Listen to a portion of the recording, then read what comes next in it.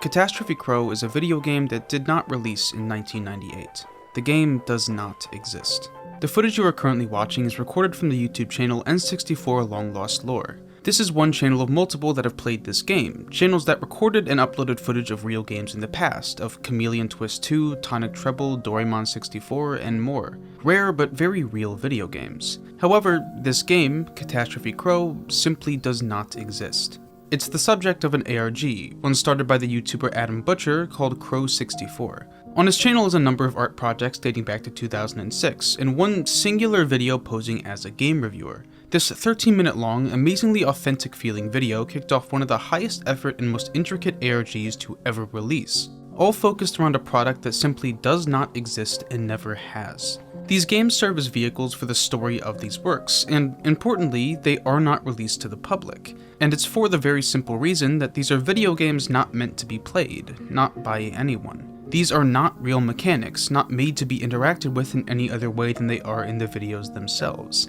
They are movie sets, cutscenes taking place during normal gameplay. However, at the same time, they still need to pretend to be games, to have that appearance of interactivity. And to be interacted with, we're given often one of our only real characters in the story, the player themselves. The most famous example of a fake game nowadays is the masterpiece known as Petscop, the name of both the game and the ARG. Fake game stories tend to have a separation between recorded gameplay and the main character in some way, in the sense that we get to read their accounts of what's happening and then get footage to accompany it. In that sense, these ARGs are multimedia, with the footage only serving to boost the story elsewhere. Petscop, in defiance of the normal ARG structure, has its entire body of work not only on the channel, but exclusively in the mainline videos. Staring at the channel page gives you everything you need to understand Petscop, the game and the ARG. The puzzle is entirely here. In contrast, the progenitor to any modern day work like this is anything but self-contained. Ben Drowned is known to different people as different things. Many know it as a creepypasta, a simple story of a college kid finding a cartridge of The Legend of Zelda Majora's Mask, one haunted by a boy named Ben. Those who were around during the higher peaks of its popularity might know something special about it. While there were many creepypastas about haunted cartridges, this one has videos. Videos that show exactly what was described in the story. Those who know the truth, however, are aware that it goes much, much deeper than just that. Ben Drowned was one of the first ARGs of its pure size and ambition, using modding tools on an already existing game in order to create a brand new one.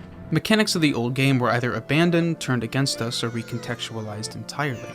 The most iconic visual from the series, the statue representing Ben, is a real asset in the game, one originally used as a double for Link in puzzles, made ugly as nothing more than a joke.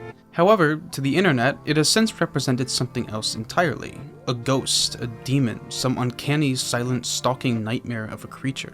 The Song of Unhealing, a simple reversed version of the Song of Healing, has become famous beyond the walls of the game itself, more famous than some actual songs from Majora's Mask. Even further, as the ARG continued, it was discovered that the songs in the game had very real effects on the story itself. While video replies were still a feature on YouTube, players of the game were able to send songs as replies to videos, letting the story be dramatically shifted based on the actions of just one person. For example, for reasons I cannot get into, a lady, Rosa, from Vampire the Masquerade Bloodlines is in the first video on JDucible's channel and serves some relevant purpose to the series. Experimenting, YouTuber user MF Greth uploaded a video of Link playing the New Wave Bossa Nova spell from Majora's Mask, a spell that can bring back a lost voice. As a result, we were able to start communicating with her, with this game character that's also a living being, via chat room. That is, until another rogue user decided to play the Song of Healing, one known in the story of Ben Drowned to burst people into flames, almost immediately after meeting her.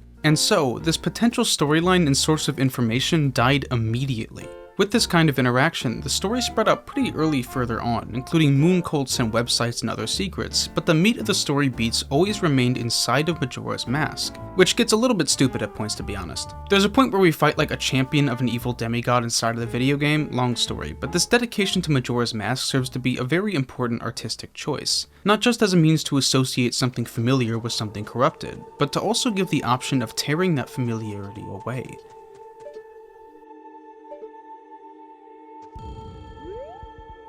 Is this still Majora's Mask? Jducible, the actual person that bought the Haunted game originally, isn't in this story for very long. In fact, we don't even get his pure perspective on things. From the very start of the uploads and from the original posts on 4chan, it was found that Ben himself had been altering them.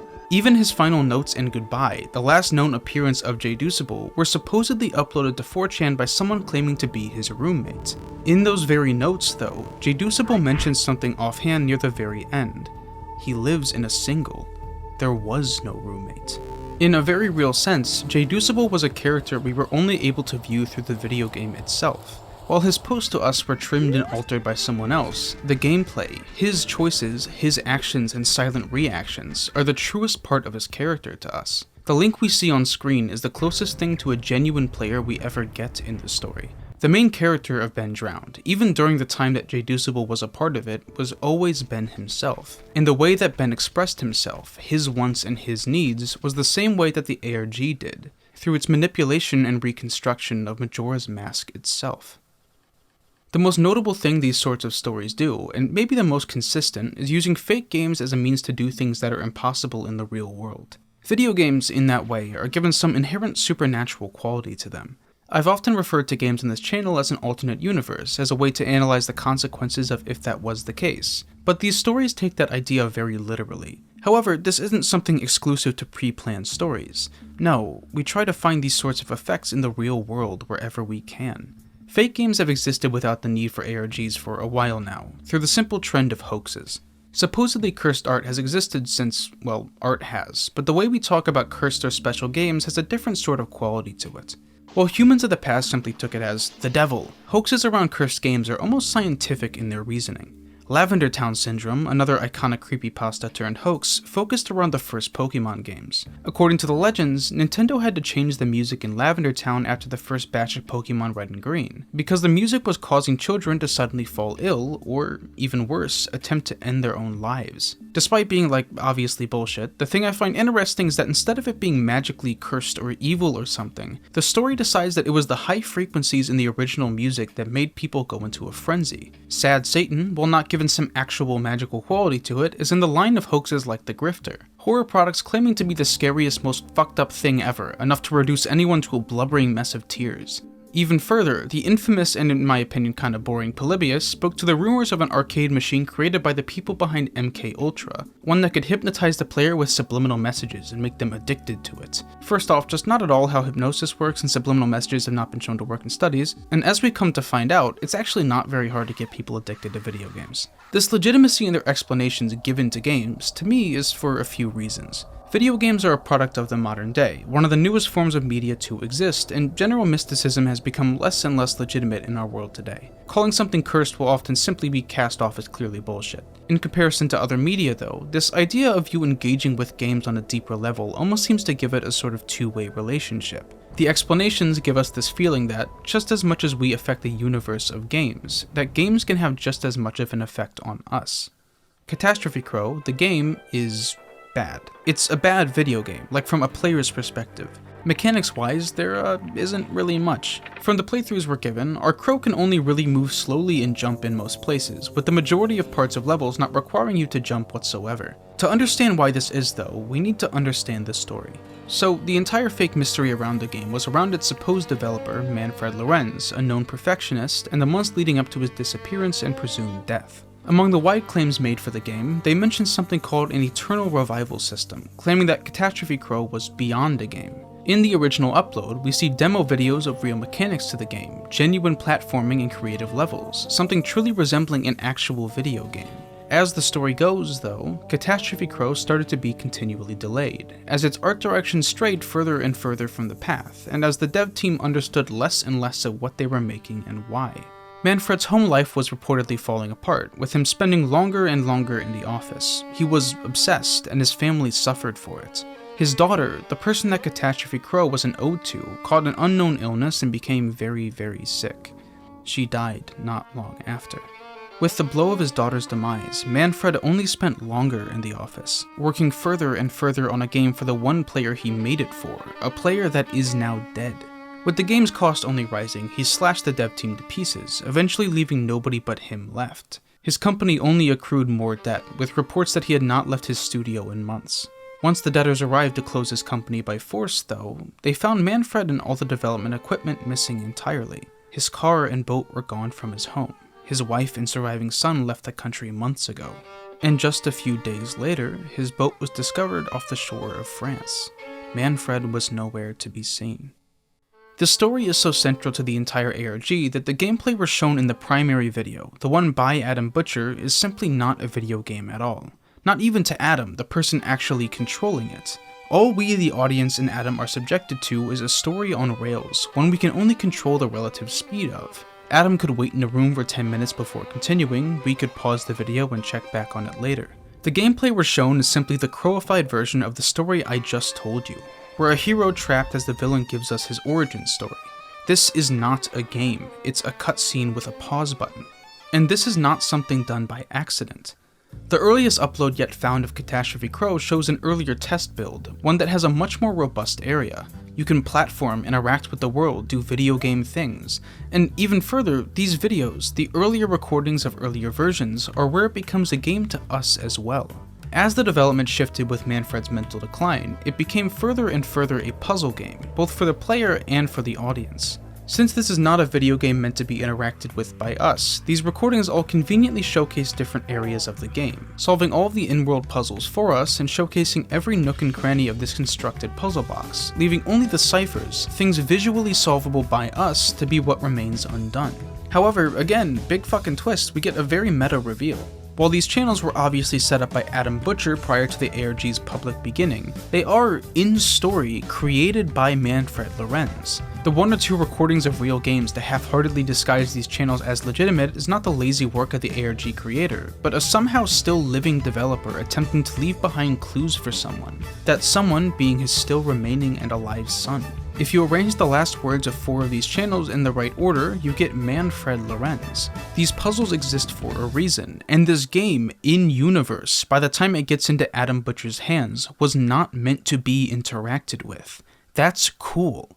The bridge from the early demos turned from a functional piece of gameplay to a series of letters in a cipher because this area was not meant to be played by anyone. The player is dead, after all. And, as a result, the game ceased to be made for anyone at all. It is a game that ceased to be itself, and instead to be a vehicle of immortality for this grieving father and a living memorial for his now passed daughter. In the upload that started everything, the game reviewer Adam is posing as says that he'll talk about the game once he's done displaying it. The gameplay setup begins with a dimly lit but clearly visible background. As the gameplay progresses, though, and we are displayed more and more of the true colors of this game, that background slowly begins to darken. The camera pushes inward, slow enough to not notice until it is so far removed from how all of this began that you wonder how it even got this way. The background, the structure of the game review simply melted away without us noticing. It was a means to an end, some flimsy excuse to present us with this story. It, in that way, is no different from his copy of Catastrophe Crow itself. It is pretend, and aware of its pretending nature. Adam does not talk about the game when he's finished playing it. The video just ends. For him to do so would be to claim himself, the player, as a character worth even considering in this story. For the game reviewer to share his thoughts, to even have agency beyond explaining the plot, would be to violate everything the game and the ARG stands for. What Adam, the real Adam, understands is that there is no player in this story. In this alternate reality game, the player is dead. Petscop is unique in many ways, as an ARG, as a fake game, and simply as a story. And the reason is, to me, in large part because of the existence of Paul. In harsh contrast to Ben Drowned and Catastrophe Crow, Paul as a character is both separate from the creator in-universe and self-possessed in his actions. We are provided exactly one point of view on this video game, and it is not a guarantee that we will be provided everything we need and want to try in order to solve this game. Paul is not incompetent, but he is not the collective monolith of problem solving we call the ARG community. He is cleanly separated from us, and is not even the one uploading these videos. As we hear multiple times, his recordings seem specifically intended not for an audience, but for one specific person, a friend he simply wishes to showcase this game to. The ones uploading this content have, at times, censored a piece of perhaps critical information to us that Paul is able to see in-game, and have full control of what and how his playthrough is presented to us. However, they cannot control Paul himself. His words and his actions are the driving force of what the total available footage to be manipulated is. For those unfamiliar with the series, I will give a painlessly brief explanation.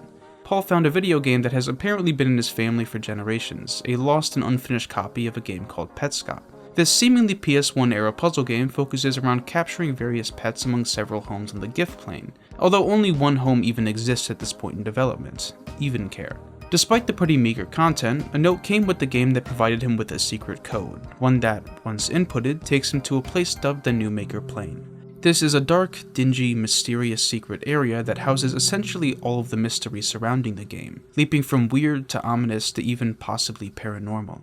This is where the vast majority of the ARG takes place. The land above, the gift plane, is mostly used, if ever, as a way to alter the land below, to progress in the New Maker Plane itself. However, my favorite part of the entire 24 video series takes place right at the halfway mark in Petscop 13. Up until this point, we've dived deep into the intricate insanity and strangeness of the New Maker Plane, both Paul and the viewers discovering seemingly living creatures and unexplainable events, a windmill that disappears, a tool that turns pink and acts like a child, Paul's real home in the game canonically frozen on Christmas Day. In Petscop 13, though, he discovers a bucket in the New Maker Plane, a puzzle piece similar to one at the very start of the series inside of Even Care. Seeing a tool nearby that always seems to move away from him, Paul pushes the bucket until it's under the spot where the tool flies away.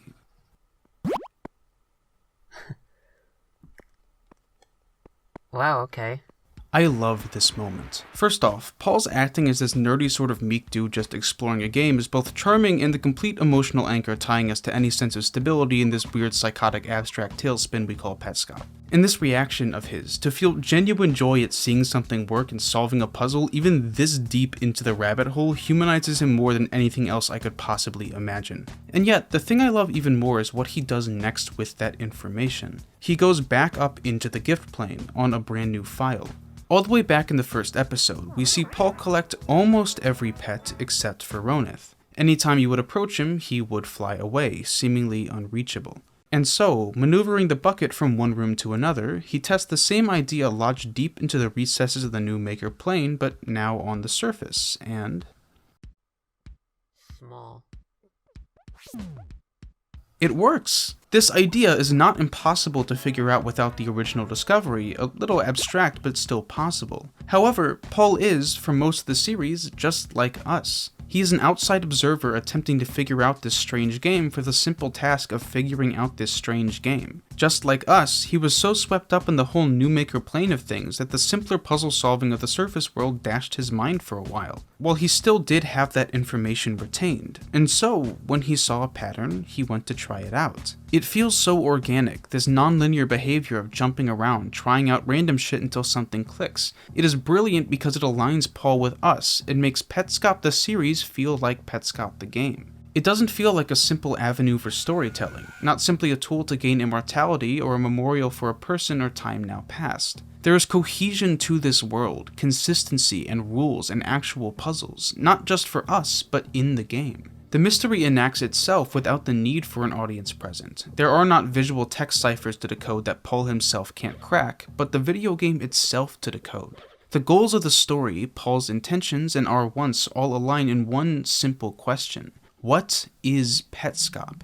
And while that answer can be hours long, the thing we must all agree on is that it is undoubtedly a video game, even if a fake one. It is a world that requires a player, a world that craves interactivity, one designed not to be watched, but one made to be played, one that we are simply given the privilege of witnessing. Yes, it is meant for one specific player, that being Paul, and we come to learn that Paul is connected much deeper to things than being some random person who discovered the game, but he is playing it. That is special to me. That being said, while I've referred to Petscop as strange, the game is beyond strange. Like the other games we've discussed, it does things that are simply impossible in the real world. It is, in some sense, a tool to be wielded for purposes beyond the video game itself, and its puzzle solving and outputs, over time, requires a kind of action that doesn't seem fully possible. Perfectly synchronized movement at different points in the game, doors that are both open and closed despite never actually changing states, generational input saving, uttering conversations that took place in real life, simulating rooms and seemingly sentient NPCs. And yet, there is no demigod to be fought.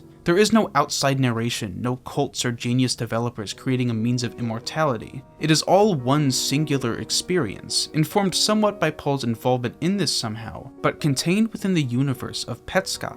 And in the process, it turns the unbelievable into any other game mechanic, simply a part of this experience that we can sift through because there is no other context in which it functions. There is a recreated version of Petscop, one made available for others to play but not by the original creator. This game is called Giftscop, and it's kind of pitiful. Not to say that it isn't well made, it is a deeply passionate and detailed recreation of the gameplay shown throughout the series, but that's precisely the issue. It is simply a recreation of what is shown to us. This game, Giftscop, is not a video game, at least in the sense of interactivity. Like Catastrophe, it is a series of cutscenes that you control the relative speed of. Without the context of Paul's commentary and explanations, it is a nonsensical series of steps and inputs. It is a shell of a game without the actual universal set of mechanics that make these exact steps seem reasonable. Your truest form of agency is being able to capture Ronith before you enter the new Maker plane and not after. That is truly it. Petscop is only a video game in the universe in which it is played, where characters can be seemingly sentient, where new mechanics are still unknown, where the impossible may truly be possible. Where videos can be cut to skip past long time periods of waiting and experimenting, where mechanics can be applied anywhere until something interesting happens, where stuff changes meaningfully between new files, and where that can actually matter for progressing into unknown territory. Without this, we are consulting a dolled-up bullet point walkthrough of a meaningless, contextless, nonsensical series of unconnected ideas. Despite our ability to interact, Paul is still the only player. He is the only person able to truly interact with the game, with Petscop, and all we can do is follow in his footsteps. Anything else is purely make-believe. In a wider context, this idea of personalized playthroughs even applies to us. Viewing how we play games without any context would make the series of steps we do in a world purely nonsensical. Traveling at random for anything you find interesting in Elden Ring, forgetting to buy the skeleton key and enter the dungeon and resetting your run to try again. Beating the true pacifist ending in Undertale, then deciding to kill everything next. Our minds are irrational and non-linear, and constructing a narrative out of our decisions without that context will make our stories irrational and non-linear. Petscop the series is not a view into the game, as much as it is a view into Paul's experience with it. And only through him, through his lens in his mind, do we peer into this eclectic video game. That is what makes it stand out to me. Catastrophe is both a game that was released in 1998 and was created in 2020. It is both some supernatural method to live forever and a shell merely constructed for our entertainment. It is both a construct of pre-planned Let's Plays designed to contact Manfred Lorenz's son, and a construct of pre-planned Let's Plays designed for us to decipher and solve.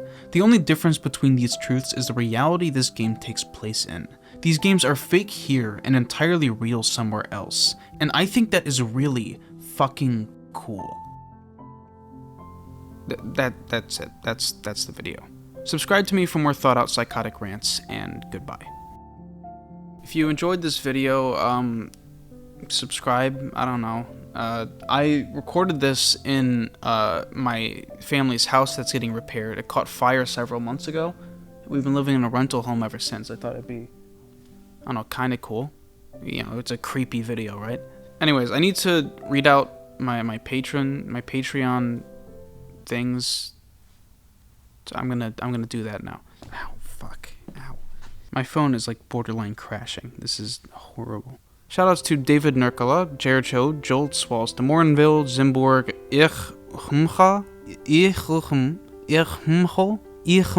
this is just clearly gibberish. Arkin Atlan, Brody Larson, Dinkley Voidley, Edmund Dong, SC, Great Value Gaming, Grankle Stinkle, Joder, MF Bitchboy, Owen, Willem, Seven Syringe, A Magic Muffin, Bestest Patron, Big Dave, Brian Jackson, Chris Gunter Zach, Connor, Glugglejug, Kyra, Maiden Batter, No Joke, Oatflakes from Outer Space, Piezo, Ribbanaster, Ro Ramden, Hyro, Robin Michael Becker, Ryan NG, Sess, Shameful, Ted H, Terrifying Spoon, and Undersea Rexy VT. That was the fastest one yet. Thank you everyone, and have a nice day. I was about to put my phone on the rubble. That would have been a bad thing.